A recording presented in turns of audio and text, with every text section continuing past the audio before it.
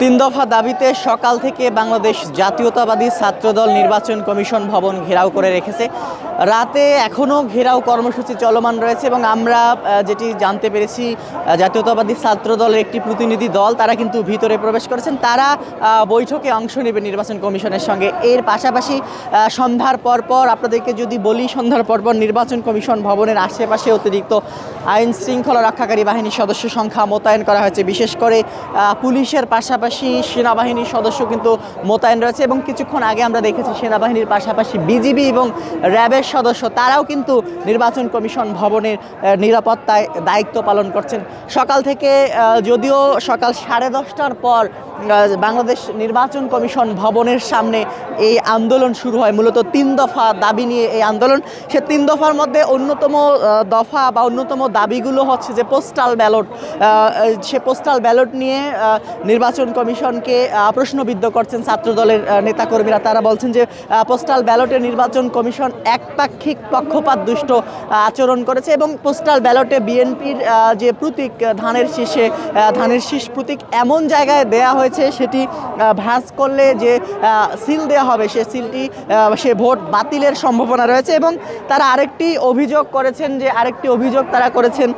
যখন এই পোস্টাল ব্যালটে নির্দিষ্ট কয়েকটি রাজনৈতিক দলকে পোস্টাল ব্যালটের উপরের দিকে দেখানো হয়েছে এবং তাদের প্রতীকগুলো উপরের দিকে রয়েছে, এমনটি কিন্তু অভিযোগ করেছেন ছাত্রদলের নেতাকর্মীরা। আরেকটি অভিযোগ সেটি রয়েছে শাকসু শাহজালাল বিজ্ঞান ও প্রযুক্তি বিশ্ববিদ্যালয়ের নির্বাচন সহ যে নির্বাচনগুলো স্থগিত করেছিল নির্বাচন কমিশন, সেগুলো আবারও তারা বলছেন যে একটি নির্দিষ্ট রাজনৈতিক গোষ্ঠীর সমর্থনে সে নির্বাচন হচ্ছে এবং এই নির্বাচন সহ বিভিন্ন ইস্যুতে নির্বাচন কমিশনকে প্রশ্নবিদ্ধ করছেন জাতীয়তাবাদী ছাত্রদলের নেতাকর্মীরা। তারা বলছেন যে এই নির্বাচন কমিশন একটি পক্ষপাতদুষ্ট আচরণ করছে, যার ফলে আগামী যে ত্রয়োদশ জাতীয় সংসদ নির্বাচন ফেব্রুয়ারির 12 তারিখে অনুষ্ঠিত হবে, সেই ত্রয়োদশ জাতীয় সংসদ নির্বাচন সুষ্ঠু হবে কিনা এটি নিয়ে সন্দিহান রয়েছেন ছাত্রদলের নেতাকর্মীরা। তাদের সঙ্গে আমরা কথা বলেছি এবং তারা বলছেন যে যতক্ষণ পর্যন্ত তাদের যে নির্দিষ্ট 3টি দাবি রয়েছে এই দাবিগুলো মানা না হবে ততক্ষণ পর্যন্ত তাদের আন্দোলন চলমান থাকবে। কতক্ষণ নাগাদ তাদের এই আন্দোলন চলমান থাকবে সেটি এখন পর্যন্ত নিশ্চিত করে বলা যাচ্ছে না। এবং আমরা যেটি দেখেছি, নির্বাচন কমিশন ভবনের যারা কর্মরত রয়েছেন, নির্বাচন কমিশনের নির্বাচন অফিসার থেকে শুরু করে কর্মকর্তা কর্মচারী কাউকেই কিন্তু নির্বাচন ভবনের বাহিরে বের হতে দেওয়া হচ্ছে না। যাদের অফিস টাইম শেষ হয়েছে, যে সকল কর্মকর্তা কর্মচারী নির্বাচন অফিসে চাকুরি করেন, তাদেরকেও কিন্তু আমরা বের হতে দেখিনি এবং বের হতে দেওয়া হচ্ছে না।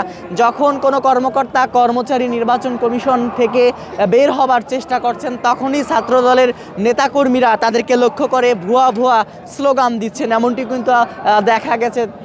মূলত নির্বাচন কমিশনের সামনে যে বিশেষ করে ত্রয়োদশ জাতীয় সংসদ নির্বাচনকে কেন্দ্র করে এর আগে থেকেই কিন্তু নির্বাচন ভবনের যে বাড়তি নিরাপত্তা, সে বাড়তি নিরাপত্তা জোরদার রয়েছে। আজকে এই নিরাপত্তাকে কেন্দ্র করে, এই আন্দোলনকে কেন্দ্র করে ছাত্রদলের আজকে নিরাপত্তা কিন্তু আরও বাড়ানো হয়েছে, তেমনটি কিন্তু আমরা দেখেছি। সব মিলিয়ে এখন পর্যন্ত আমরা যেটি দেখছি, নির্বাচন কমিশনের সামনে 3 দফা দাবিতে জাতীয়তাবাদী ছাত্রদলের যে ঘেরাও কর্মসূচি চলছে, নির্বাচন কমিশন ভবন ঘেরাও কর্মসূচি, সে ঘেরাও কর্মসূচিতে যাতে করে আইন শৃঙ্খলা পরিস্থিতি অবনতি না হয় সে কারণে পুলিশের পাশাপাশি বিজিবি, সেনাবাহিনী, র্যাব এবং কোস্টগার্ডের সদস্যরা তারা কিন্তু দায়িত্ব পালন করছেন।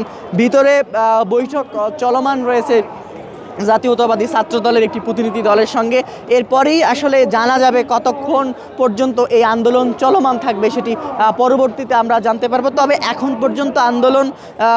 পর্যন্ত নির্বাচন কমিশন যে ঘেরাও কর্মসূচি সেটি কিন্তু চলমান রেখেছেন ছাত্রদলের নেতাকর্মীরা। এই ছিল এখন পর্যন্ত নির্বাচন কমিশন ভবনের সামনে থেকে সর্বশেষ পরিস্থিতি।